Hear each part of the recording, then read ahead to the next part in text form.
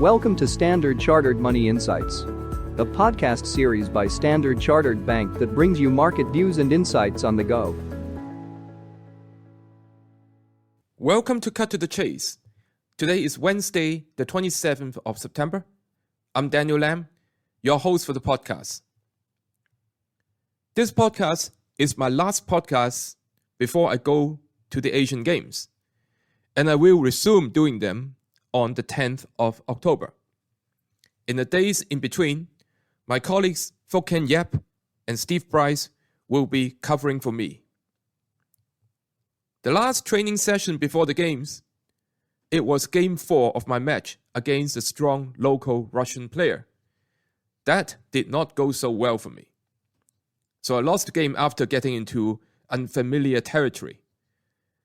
It's not the best way to end my build-up for the Asian Games, but as they would say, better get all the bad stuff out of the way, and the good things may come in the actual competition. Now, talking about unfamiliar or uncharted territory, we're kind of in such one for oil right now. Now, the logical trend is for oil prices to be kept because of the uncertainties in global growth.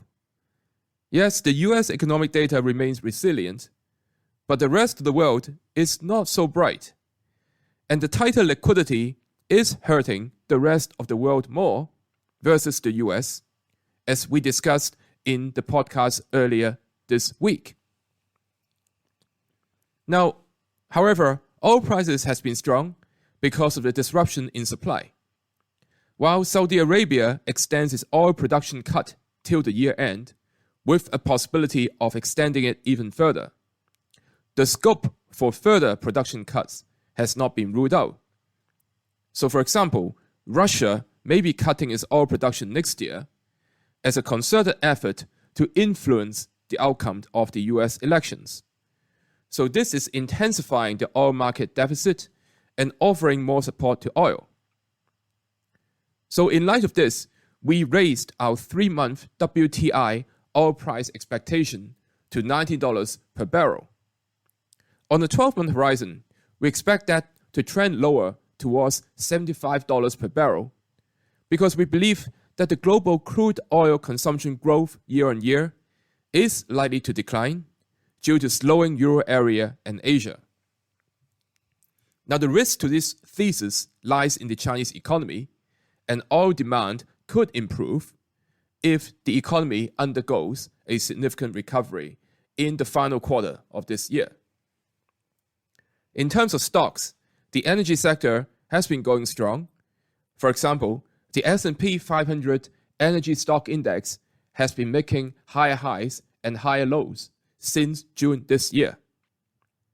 We have a neutral stance on US energy stocks, and there seems to be resistance 5% above current share prices. So buying US energy stocks at the current level does not seem to be so attractive, but they may start to look interesting if they correct to the support level, which is around 4% below the current spot. That is all from me for today. As always, if you enjoy this podcast, please don't forget to rate and like it. Thanks for listening, and we wish you a happy day ahead. Thank you for listening to Standard Chartered Money Insights, a podcast series by Standard Chartered Bank. For more details, visit Market Views on the Go on our website or click the link in the description.